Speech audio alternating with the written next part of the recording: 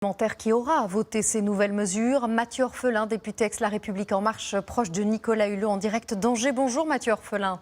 Merci d'être en direct avec nous. Bonjour à vous. Alors parmi les nouvelles mesures, on vient de parler de ce fichier qui pourrait remettre en cause les libertés individuelles.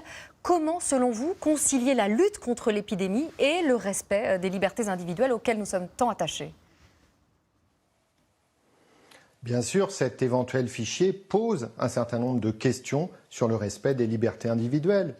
Et il va falloir expliquer tout ça, regarder dans le détail. Si c'est uniquement un fichier pour un suivi médical, dans le respect strict du secret médical, accessible seulement aux professionnels de santé, pourquoi pas?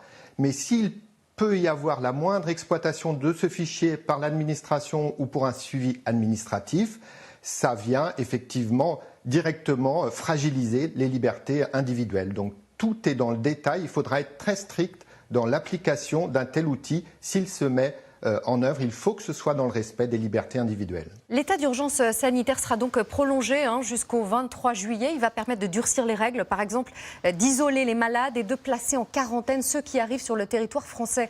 Est-ce qu'il faut en passer par là pour arriver à bout de l'épidémie ? Vous savez, la mise en quarantaine par le préfet, ça ne peut pas être la solution miracle. Ça n'a de sens que si c'est dans le cadre d'une politique plus large, et notamment sur la généralisation des tests, pour ne placer en quarantaine, éventuellement, évidemment, que ceux qui sont porteurs du virus. Donc, c'est surtout pas ça. La clé pour réussir le déconfinement, c'est la mobilisation générale de tous les citoyens pour faire ensemble la réussite de la stratégie de déconfinement, les masques, les tests, et le respect des gestes barrières dans le redémarrage de notre économie. Les masques, nous évoquions plus tôt dans ce journal la polémique entre les professionnels de santé et la grande distribution au sujet des masques chirurgicaux vendus dans les supermarchés. Toute guerre à ses profiteurs, disent les soignants. Partagez-vous leur avis ? On peut comprendre l'émotion, voire la colère des professionnels de santé en ville, qui cherchent par tous les moyens des masques depuis plusieurs semaines sans en trouver pour pouvoir réouvrir effectivement leurs activités.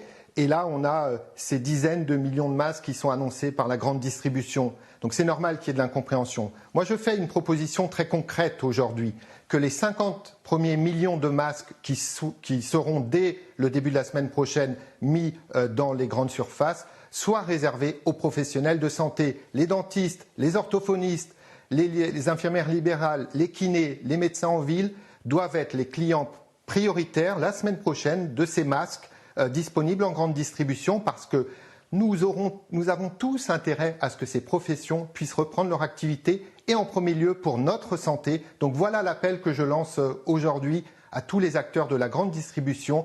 Réservez la semaine prochaine les masques qui seront en caisse de vos magasins aux professionnels de santé.